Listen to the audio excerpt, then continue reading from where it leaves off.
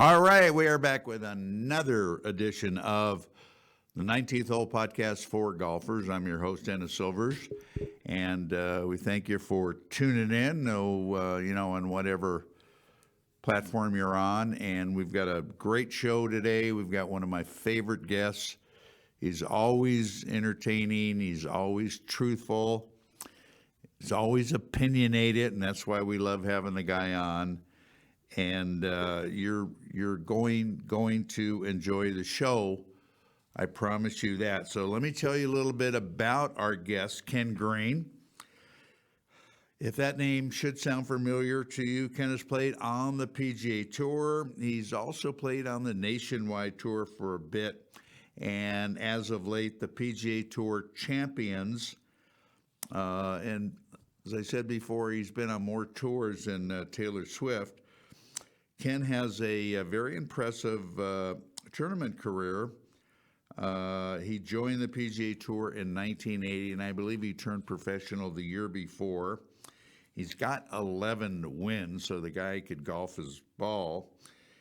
He also played on the 1989 U.S. Ryder Cup, and as an adaptive golfer, Ken had a terrible accident a few years back that caused him to lose the lower part of his right leg, and he has become an adaptive golfer, but he still plays.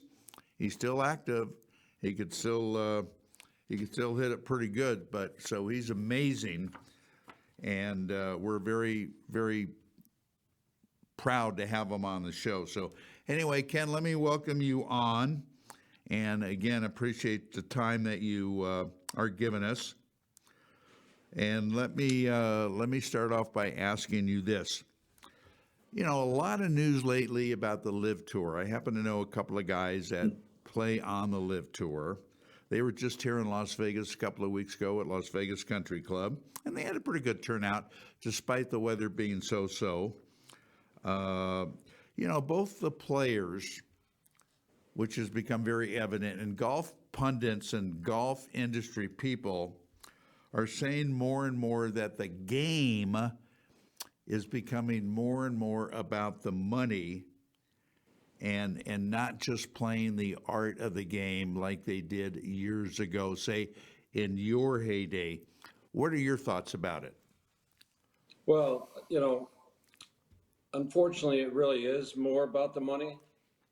And it's unfortunate because when it comes to LIV and the mess at the tour, the big question that no one seems to really be asking is, how is Greg Norman or that Prince Wakamaka, how are they going to feel? I mean, professional golf has changed forever. I mean, in my opinion, it's ruining it. Does it come around, a few years down the line or 5 or whatever? Maybe it will, maybe it won't. But it's ruined it for this period. And, how much money do you need? I mean, I have no problem with someone going over who didn't have money. Yeah. And, it's whether we like it or not, money is money, and you gotta survive. But then you start talking, John Rahm money, and it's like, holy cow! I mean, it's how like much stupid money? Again, how much money do you need? Stupid money. So, the big question to me is, what is it going to do to professional golf? I don't care how rich somebody is. I don't care if they're a billionaire or 500 million or 50 million. Yeah. I care about the game of golf. Yeah. Yeah. Well, and a lot of people feel the same way, Ken. The people that I think have an issue, and I've said this before on the show when I've asked people about the LIV Tour, the people that have an issue with that tour are more the traditional players. They go, I don't get the 54 holes, and they're playing in shorts all the time, and they got the music and this and that and the other. They're a little bit uncomfortable with it. But, they want it to be different when they started a couple of years ago. They are. And all I could say, though, is they've attracted some really, really good players Ken. So Well, I mean, again, there must that's be a the money. reason. I Yeah, ask yourself this: would these players have moved over if it wasn't for the money? I have no problem with 54 holes. I have no problem with shorts or music. Uh, I'm not a big fan of the shotgun. yeah, It, why on earth they don't go shotgun Friday, Saturday, and then do normal times on Sunday? I think would be smarter and give them a better chance of being recognized as a real event. yeah. I agree. Again, because I haven't followed it, I don't know if anyone's come back from 4 shots behind, 5 shots behind, like happens on tour more times than we like to admit. Yeah, So I don't know if somebody ever won the tournament finishing on the 15th hole, yeah, because he started on 16 or something, yeah, That's going to be hard for the average person to yeah. put I in their agree. head. I agree. They've got some issues. They've got that, and they've got to obviously get better television coverage, and get a real live network to grow it. But speaking about growing, there's been a lot of articles here and online about Greg Norman pulling the application for these guys to get world ranking points. What do you think about that? Well, I mean, if he pulled it, he knows he's not going to get it again. Yeah, I personally am not a fan of world ranking points because we have to decide what we want. Do we want to talk about the people that win tournaments, or do we want to talk about people who finish in the top 10 a lot but don't win? Mm-hmm. And the media has pretty much kind of done this to themselves in some respect because no one has ever asked any tour player how many times they finished in the top 10. And I don't think winning gets enough credit. Finishing, just because you finish third and fourth, you might be a really consistent good player, yeah, but that doesn't mean you're a great player because you're not winning golf tournaments. right. I think it was Luke Donald that became number one, and he had one tournament win, and that was a match play, if I remember right. Yeah, I mean, he don't. Again, it sounds like you're being sour grape here, and it's not. It's like either you know how to win or you don't. And I just think the world ranking points have changed their MO all over. Now, I don't know if you remember, you and I are old enough. World ranking points were first started by Norman's agent because he wanted to get all their players more money. right. So in the very beginning, it was skewed to the Europeans and the foreigners so they could get their appearance money over there, Right. over in Europe. And then eventually it started becoming more and more of recognized, and then they started changing stuff. And just like anything else, you'll never keep everybody happy. Yeah. Now they say it's too weighted towards the American side. Again, you could put 10 of us in a room and we'll have 9 different opinions. Yeah. True. And, fortunately, I'm the only one that's right and you guys are wrong, but that's just how it works. No, I agree with you. I have always thought that there's been an overemphasis on world ranking points, and if you talk to enough players and they're honest with you, I think they would agree as well. And I agree 100% with what you said because it's all about winning, and that's going to take care of itself. But they seem to put a lot of emphasis on that so they could get into Well, the the Masters bigger. even uses it now. Right. I mean, Just going to say. it's morphed into more than it should, but you can't stop the U.S. I think the USGA does it in their exemption status, and Right. and it's okay. And this is going to sound like I'm waffling here, but I'm not. It's okay for entry into events because they're really good players, and they should be in the Masters or the U.S. Open or the Yeah. British. Yeah. If even if you are a very consistent player and say you're ranked 25th, I don't care. You should be in there if you're that good. But Totally agree. You've got to start recognizing people that win more, and that it's about winning. There's not one player on planet in all the decades I've been alive that has concerned themselves with anything but winning. But winning. Could You not know, agree. if you Could finish not agree second, with you you go more. back to that hotel room, and half of the time the hotel room is not in good shape when you leave. You know, you're not happy about finishing second. I didn't think about it that way. Oh my God, that's a good way to put it. Well, I know because I've been there. Do you think though that the majors are hurting themselves? The ones that say no, we're not gonna include the people that are on the LIV tour. Again, you've got some really good players there. You've got some really popular players there that will sell the tickets, that will get the attendance up. I think they're hurting themselves by not allowing Well, that.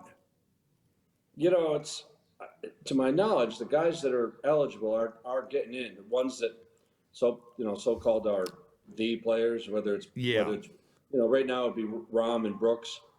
I know there was uh, some issues because I think it was Joaquin Neiman that didn't get in, but then he won the Australian Open, I believe, and that got him in. Got invited. You know, as cold as this may sound, if you play better, you'll get yourself in them. Yeah.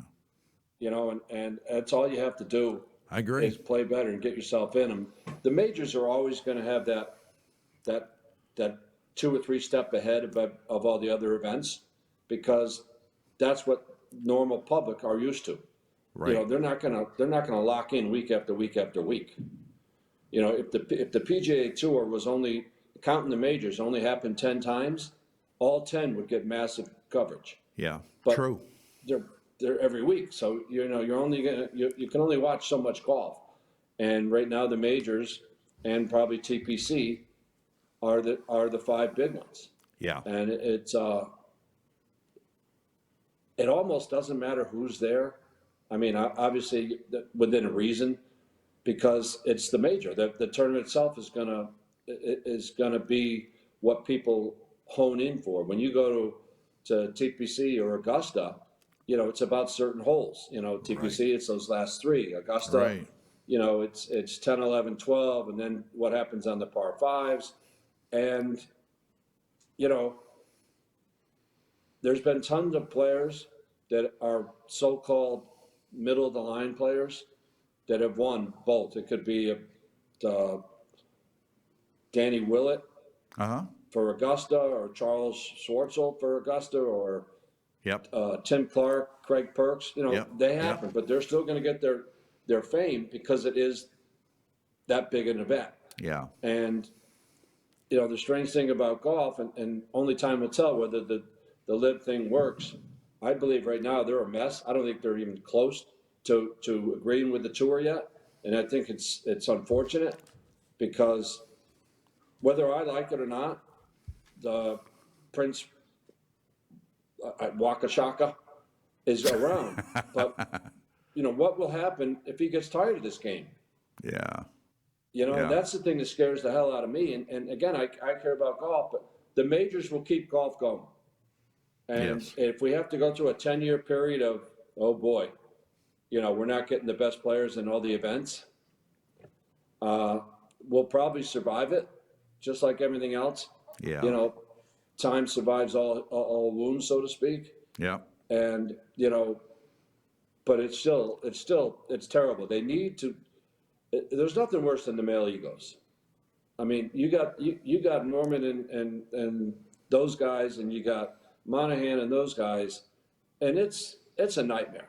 Mm-hmm. The odds of those guys ever coming to an agreement and understanding, let's just do what's best for golf, and go from there. I can't speak for the LIV guys or the Prince what he really wants out of golf. Because the strange thing is that I haven't heard what he wants. Yeah. So why isn't he opening his mouth? Yeah. I mean, he's the only one that matters on that side. It's not Norman. True. It's the Prince, and he needs to open his damn right. mouth. Right. And the tour does too, and they need to be honest. Yeah. And neither one of them have been honest. Yeah. They're lying fools. I agree, Ken. I think an agreement is in the distance, if ever. I know they're working on it, And it's going to be interesting to see if they can put something together that's a little bit the cohesive. poaching of Rahm shows you how far apart they are. You know, I mean, if they were close, they would have never done that. Yeah. I mean, and they've had, I don't know, what's it been, 9, 10 months, almost a year now, since they said that they're going to merge in some Right, form. Well, right. it just doesn't take this long to figure this out. Yeah. Yeah. I mean, maybe in Washington it does, because our politicians are basically like those guys. Their ego out of control. But this is golf. This is one subject. Yeah. You know, a variety of issues, you know, behind that. But it's golf. This should have been resolved by now. I agree. I agree. So we're just going to have to wait to see what happens. Anyway, Ken Green is our special guest here on the 19th Hole Podcast for Golfers. We're going to step away, take a short break, and when we come back, we will have a lot more of the 19th Hole. Stay with us. We're back right after this.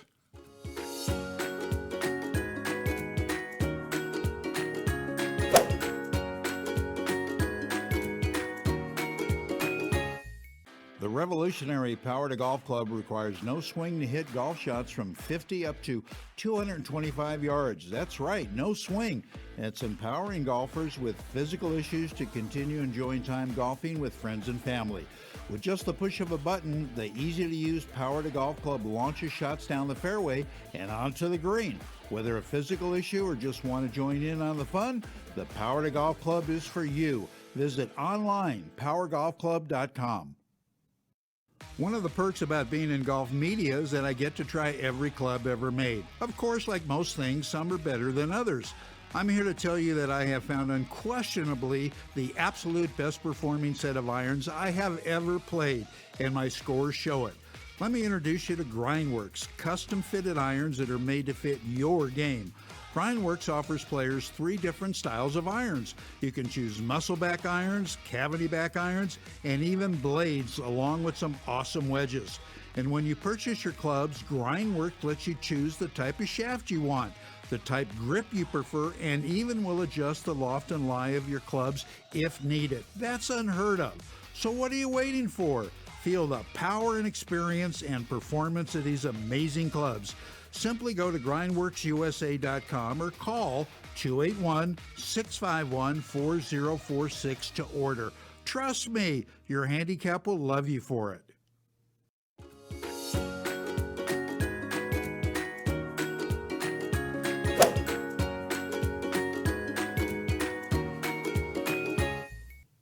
All right, we are back for more of the 19th Hole Podcast. Thanks for hanging out with us. We're having a great conversation with PGA Tour winner Ken Green. And Ken, let me ask you this. As an adaptive golfer now, how are you able to help and advance organizations that are designed to help and keep adaptive golfers in the game? Well, you know, now that I'm quote part of that world, when I lost a leg, you know, my hope and goal now is to do whatever I can. You know, I try to play all the events that I can play. Mm-hmm. You know, I was glad to see the USGA start a national championship, just like LIV and the PGA Tour when it first started. You know, they've made some mistakes and they'll correct them, and then. But you know, my goal is to try to open the door for anyone who may qualify as a so-called adaptive golfer. You know, that you can go out there and play some golf, and you know, I get a kick out of people who don't want to play golf. Oh, it takes too long. I don't want to do this. Well, I got to ask you, especially in this world of stress everywhere, people are so stressed out over everything. Is there a better thing to be doing than being outside for 4 hours on a golf course with your family and/or friends? I mean, why wouldn't you want to be out there? Great point. So it's, you know, there's a lot of adaptive people out there that don't realize they can play, and you know that power up gun thing would actually be good for some because they can't physically play 18 holes, or Right. so they don't go out there at all, or Right. you know, like me, sometimes you have to quit. You have to take a hole or two off, and you're playing a match with your friends, and it puts a lot of pressure on your partner. And Yeah. let me pull out my power up club, but it's again, it's all about golf because I still love golf. I Yeah. mean, I'm an old goat now. I'm 65 years old, and I still love golf. I would play golf every day if I physically could. Hmm. And golf is without a doubt the greatest stressor in life, the greatest relaxer in life. It's fun, it's challenging, and it'll drive you nuts. And what else? Isn't that what you want in life? That's the Something game. that That's right. you go home that night and go, Right. Yeah. and part of you can't wait to get out there I know. the next day, and then part of you is ready to quit the game. It's just But you always amazing go, how it changes the mood with people. They come home, they play great. They come home, they're just happy as a lark. They don't play good. They come home, they're grumpy, yeah. and stuff. But you're out there the next day, trying it, and that's what it's all about. Uh, where is this U.S. Open going to be played? And you told me it's 3 days. The one this year, they had the first 2 years in Pinehurst. Okay, nice. They're going to Kansas. Well, I'm going to butcher the name. It's Sand something. I can't remember. Okay, I think it's Newton, Kansas. okay, I don't know. There's some conflict, so I don't know if I'm going to be able to get to it. And then they have locked up the next two in Woodmont in Maryland, oh, where they've had numerous U.S. Open qualifiers. I mean, that's where it used to be every time. So it'll be nice, and it should get better and better every year. And it gives anyone that's in that adaptive world a reason to try to get better. If right, they're on that edge, do I want to get better? Do I not want to? These events are the kind of events that will make them get better if they want right. to try to play in that one, or the Yeah. National Golf Amputee Association tournament, Yeah, in those. And so they're only going to get better. And it's I very seldom can clap for the USGA because they butchered the game of golf, but they did a good job here. yeah. And I imagine it takes some pretty good scores to win an event like this. These guys are shooting Yeah, I good mean, numbers. I think the first 2 years it was 1 or 2 under, and Wow. they were both guys from overseas who. It's a little different qualifying over there. They're not missing limbs. I know this sounds like you're being sour grape, but they don't quite understand how hard it is to play without a limb. It's definitely a little easier to play when you're just maybe slightly screwed up in the head. But I mean, all golfers are screwed up in the head anyway. Yeah. So I mean, hell, I could qualify for intellectually impairment on my own, for Christ's sakes. So but it's still good. They're out there, Yeah. and it's good to see their faces. The one thing, I've played all the major events and the big ones and all that kind of stuff. Yeah. But watching their faces and how competitive they were and how much they were just grinding with all their might. Yeah. I played with a young, well, not so young. He was probably in his 40s, but he was paralyzed. And so he was in the cart, but he also was paralyzed in the one arm, so he could only play one arm. And here he's Wow. out there, one arm. And when I tell you, some of the shots he hit were impressive. And I only hope that the average person understands how hard that is to do. Yeah. And that he's out there. And I think Amazing. last year, a paralyzed guy shot a 70. I mean, think about that. That's insane. And but the difference between a paralyzed guy or a one-armed person or one limb gone is they're going to have the up and downs like a yo-yo, where Right. the guys that have everything, they're going to be a little more consistent. Yeah. So yeah. it's that much harder. Still And amazing. hopefully to watch the these USGA guys. will figure that Yeah. out and either give them different tees or Yeah. like the first year, there's a really good player from Canada with one arm. His name's Jesse. I've forgotten his Florokowski or something like that. Sorry, Jess. But a phenomenal player. But, he can't play the same tees as somebody with all limbs. No. And they moved him up last year. And so those are the little things that the USGA will get and understand eventually. Yeah. Yeah. It's amazing watching these guys. It absolutely is. What is your, and again, I get different opinions from different people that I ask. I don't particularly like it. The people I've talked to don't particularly like it that are in the business. What's your view on this proposition for rolling back the ball? Well, I mean, again, the USGA blew this, and they have, in my opinion, really destroyed golf by not doing it 30 some years ago when the best player to ever play the game told you to pay attention, watch out. And their insistence to keep the rules the same for the amateurs and the pros, because they've always felt that was important, is the reason this never went down, in my opinion. And now, I mean, the good news is by, 28 that they're going to roll it, everything start rolling back. The average golfer's not going to know anything. They don't swing fast enough. It's just going to be anybody that's young and has, massive club head speed. Yeah. But it's just, like St. Andrews, what was it? 6 par 4s were being driven. It's like, and there's nothing they can do because there's no room. Right. I would love to see the golf ball miss come back. I don't care if they hit it this far, but I would love to see that incredible, oh my God, left and right miss come back, which would put the fear of God in them, and they wouldn't be swinging as fast as they used to. Because they can swing as fast as they can now, and the ball barely goes offline. And it still goes 300 yards. Right. Whereas when you missed it back in the day, it went 150, and it, a snap hook or a Bazo slice or, so I would like to see that come back because then only the best could swing at it that hard and keep hitting it straight. Exactly. Kind of like what people don't put a parallel to is what Nicklaus used to do. He could hit it 30 yards past everybody. He never did because he didn't want to, because it was really hard back then, because you paid dearly for the miss. But he could when he had to, and he did when he needed to.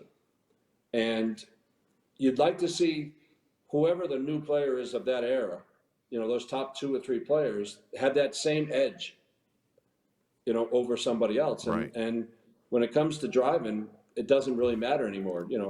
Driving used to be the second most important club in the bag, and now it's probably the least because everybody hits it the same. Yeah, everybody hits it But far. in terms of the rollback, I don't know if it's going to change professional golf much. My understanding is it can't get any better than it is now. Yeah. Well, they're still hitting it too far now. So Yeah, I don't think so. But people like going out. The crowds like going out, watching these guys hit at ungodly distances. It's kind of like a Walter Mitty thing, and these guys have trained, all their lives to hit it far by working out and getting the twitch muscles and this and that and the other. And I think it's really unfortunate that they are taking that away. And but like you say, I agree with you. As far as the tour players, not going to affect them that much. The amateurs, another story. But well, it will have some effect on the young amateurs who can, another weird thing about today's world is they think that there's better athletes and all that. And I'll argue that you had to be a better athlete in the 50s and 60s to play. Even then, the 70s and 80s were still better athletes than they are now. I mean, anyone can work out and look like they're, Hercules. Doesn't mean they're coordinated. Yeah. They again, and this is part of what's happening with the money. The one thing that is better today is that the taller person can now play golf. Whereas, probably from the 80s back, you only saw a handful of tall people because the equipment, they didn't have the technology or the ability to change clubs like they do now. And, talking about an arc, you get a guy who's 6'4", he's going to have an arc. But then Rory, who's not even 5'10", he hits it as far as anybody. So exactly. But it will allow taller people to play the game, which is Yeah. again, not a bad thing because it's bringing people to the game. Right, not a bad thing. And you're right, equipment has changed, the technology. It's just amazing what, if you could take advantage of it, which most tour players can. Amateurs, but it really benefits the Oh, elite it's players. helps. Technology has helped, like people our age who I've got friends who, you know, kind of stunk way back when, maybe were, 82 shooters that literally 40 years later, they're still 82 shooters. And that's because of technology. Right. If they were still playing the persimmon and the older ball, there's no way they could shoot Be that score. 102, right, yeah, exactly Yeah, right. so in that respect, it's helped. And that's why the easiest solution would have been just change the damn rules for amateurs and pros. Right. But that they were stuck on that, Yep. omit winning the U.S. Open way back when, and they wanted everything Yeah. to be the same. Bobby Jones, and Exactly. they made a terrible Yeah. error, and that's not much we can do about it now. I know. Not now. Not now. All right, Ken, stay with us. We're up against a break. We're going to take another short break. We come back. We got a lot more to ask our special guest, Ken Green. Stay with us. We got it. return. Promise.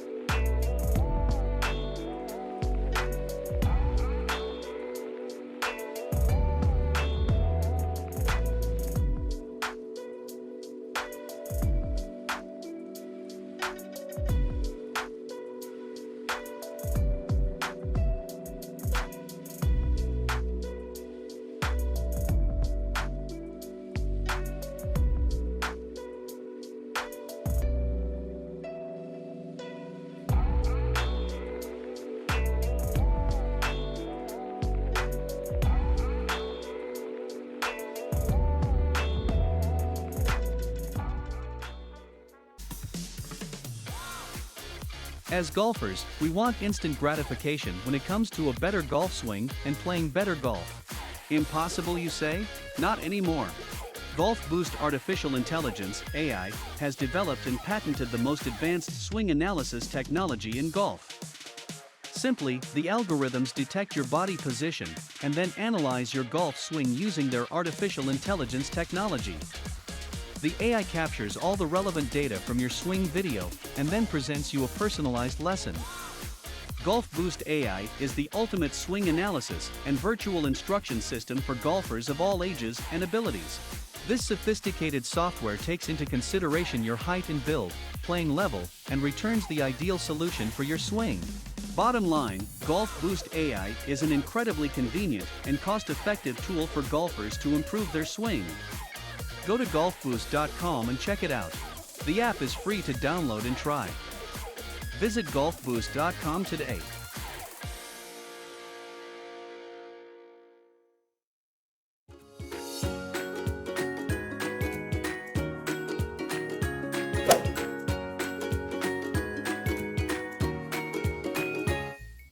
All right, we are having a great discussion here on the 19th Hole Podcast with our special guest, Mr. Ken Green.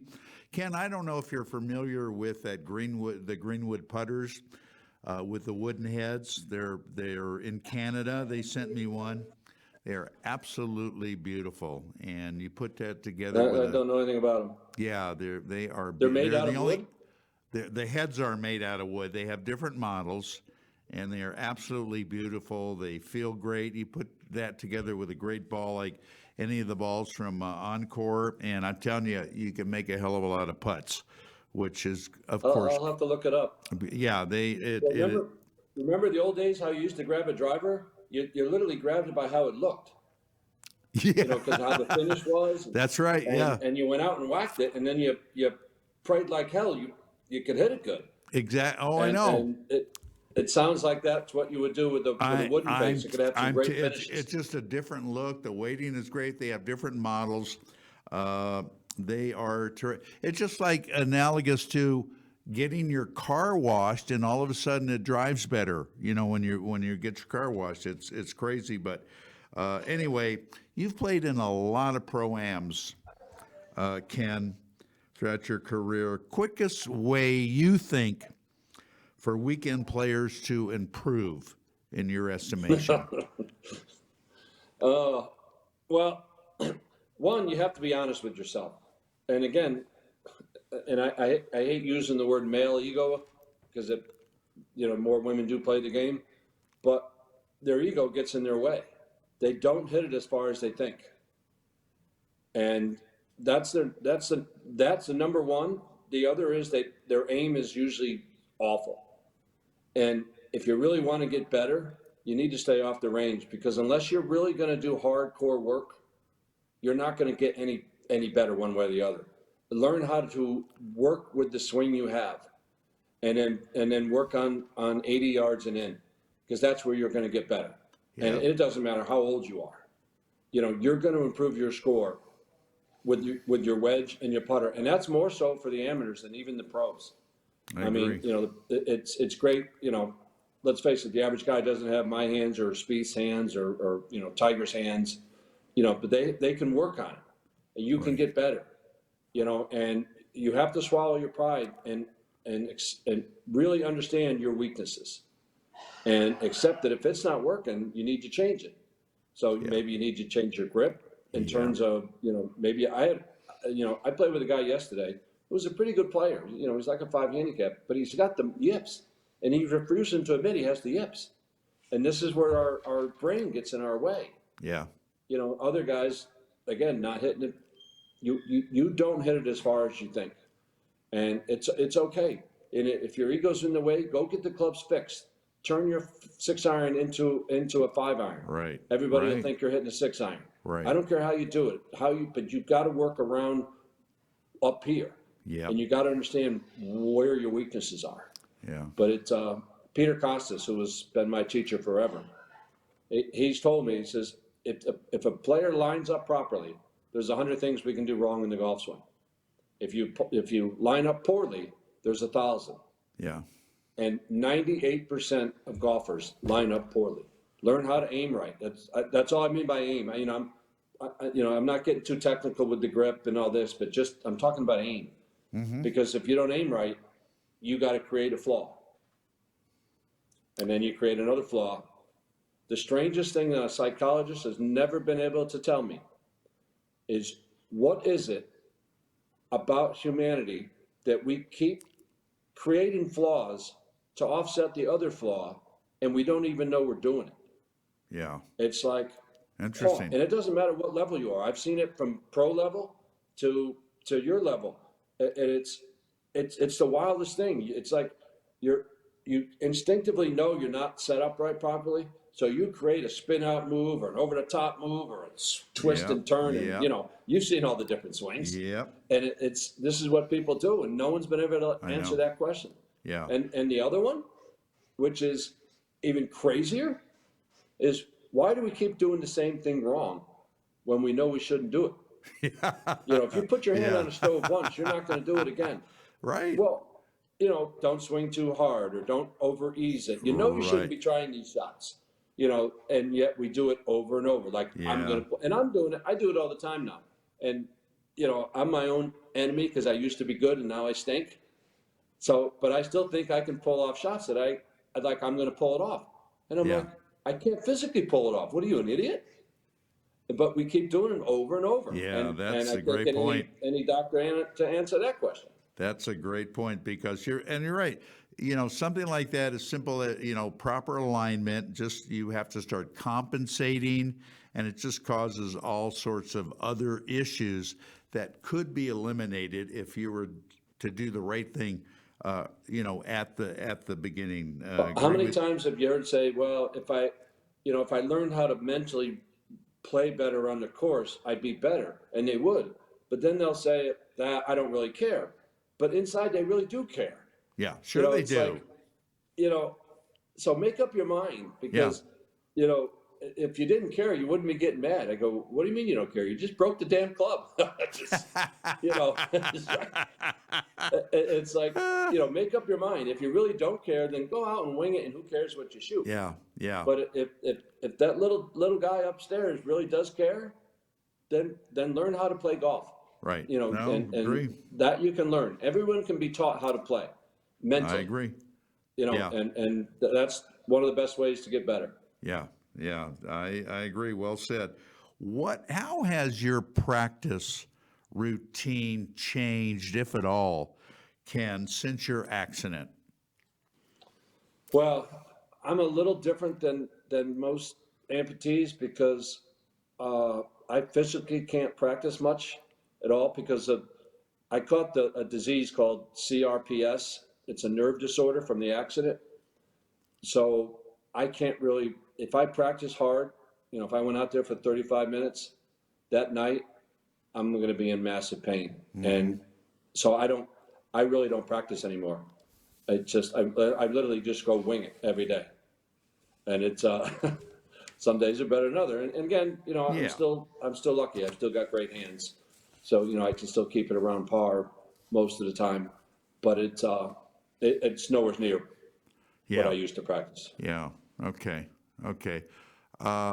When you were on tour and winning all these events, what was the strongest part of your game?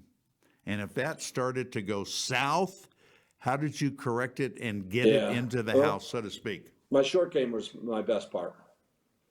Uh, I, the chipping aspect of short game never went south. The putter did, and I know this is another one for the doctors to analyze. When I went through that, and I went from being a phenomenal putter when I went through that 8-year battle with my ex in divorce court, Yeah. literally 8 years. All of a sudden, I wasn't making putts because I was more worried about the money, and all of a sudden, my putts weren't going in. Yeah. And, you know, then it becomes a vicious cycle. You know, if you can look at, you know, even in my so-called peak years, you know, each year I got a little worse on the money list till I finally lost my card. And, Yeah. you know, the psychological part of your head really is everything. I mean, you know, and I'm not comparing myself to Rory, but look at Rory. He's desperately trying to figure out how to putt, or Scotty, you know, and they're both always just shaking their head. And it's like, you know, they keep trying a different teacher, Yeah. this and Yeah. that. Yeah. And because putting's still the most important, Yeah. Without you a know, doubt. it doesn't matter what era, you know, maybe easier to putt today, but then you're still putting against a bunch of guys that's easier to putt against. Yeah. So Yeah. it's hard. It's just as hard today as, you know, putting's still number one in this game. And, Absolutely. you know, Absolutely. Scotty, his ball striking is incredible. If he ever finds half his putter, these guys Would can be just, in trouble. Yeah. The more they're done. more But, than they are. Yeah. Yeah. you know, in terms of the answer, how do you get around it? Or how do you, I don't know. If I did, you know, I probably would have not lost my card until I got to be, you know, 46 or 7 instead of, you know, 40. But but that's I'm a huge believer that at our level, it's more important up here than it is at the amateur level. I agree. And I agree with you. it's just, you'll never convince me otherwise. Between And the ears, I absolutely. look at Tiger and Jack, and I can name 2 or 3 players just from my era that were better golfers, you know, but they didn't have their heads. Yeah. I mean, they were just, you know, they had it. Whatever that it is, they had it. And They they're had the it. only Yeah. 2 on the planet that had it. Yeah. Yeah. No, it's between your ears. I totally agree. All right, before I let you go, what's on tap for Ken Green? You got any immediate plans? I know you're playing in the U.S. Open adaptive thing.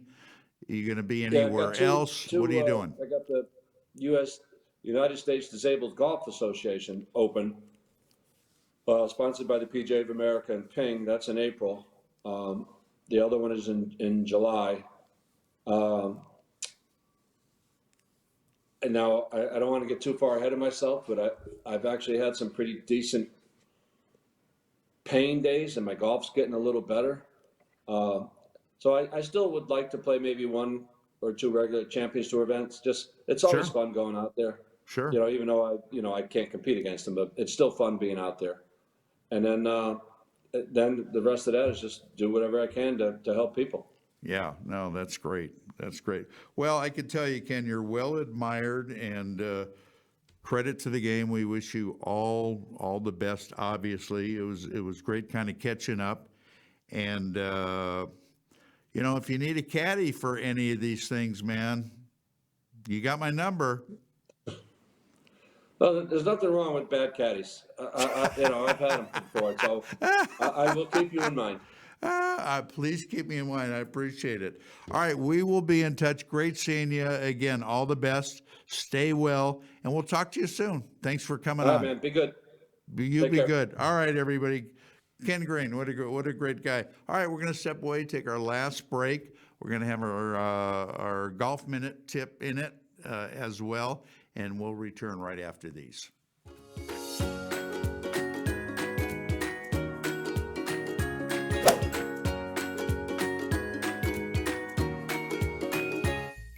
The revolutionary Power to Golf Club is helping golfers around the world continue to enjoy the greatest game of all. This amazing club requires no swing to hit shots from 50 up to 225 yards. That's right, no swing to hit shots, including fades, draws, low shots, as well as high ones.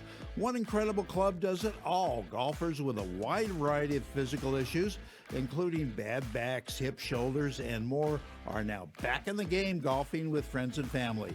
Just set the club to the desired distance, and with a push of the button, the easy-to-use Power to Golf Club launches shots down the fairway and onto the green. The Power to Golf Club has been endorsed by some of the biggest names in golf, and the number of golfers enjoying the game by use of our unique technology continues to grow. Whether a physical issue or just want to join in on the fun, the Power to Golf Club is for you. Don't be left on the sidelines. Get back in the game today. Visit at powergolfclub.com.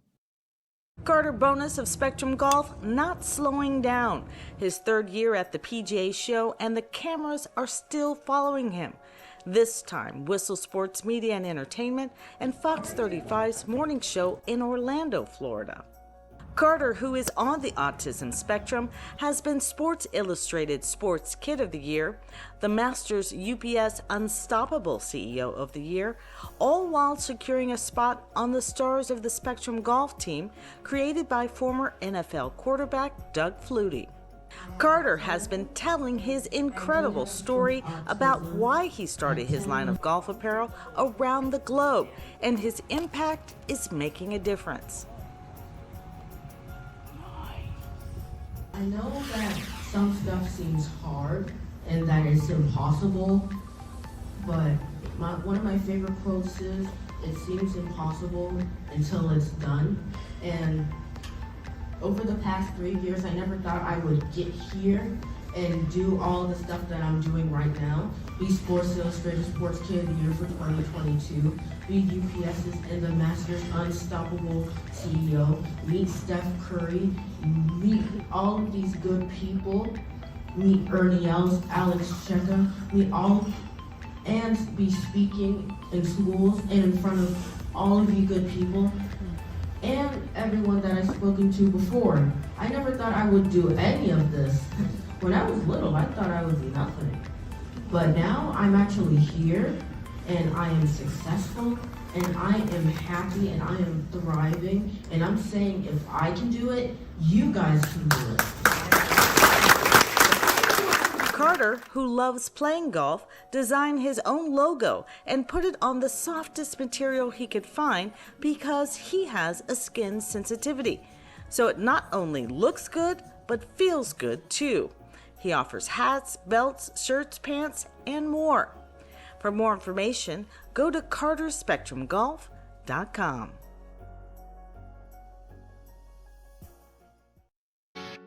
I'm Dennis Silvers for 8 News Now, here with another golf tip. I'm with longtime PGA teaching professional Paul Wilson out of Bears Best Golf Course. Paul, everybody who plays golf, even the professionals, hit fat shots.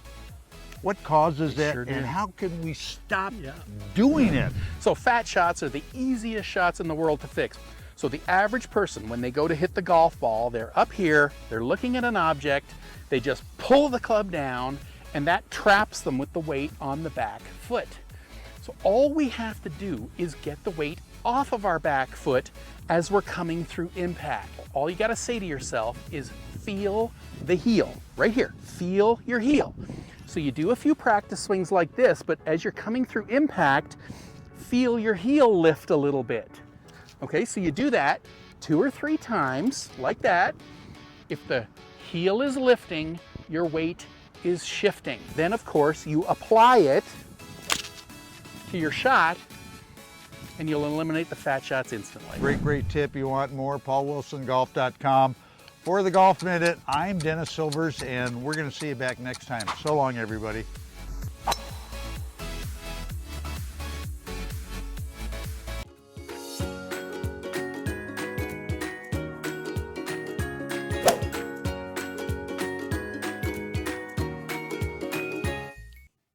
All right, we had Carter on the show last year when he was out in Las Vegas with his great family, and I've got a little sample for you. And they were talking about the great logo right here that he designed, and they've got them in every conceivable color. It's a great material at a great price. Check them out, spectrumgolf.com. You're absolutely gonna love it. To add a lot of their stuff to your golfing wardrobe. Anyway, that's going to wrap it up for this edition of the 19th Hole Podcast for Golfers. For Ken Green, I've been your host, Dennis Silvers, and we hope you get out and play some golf and shoot some good scores. So until then, we'll see you back, same place, same time next week. So long, everybody, and keep it in the short stuff.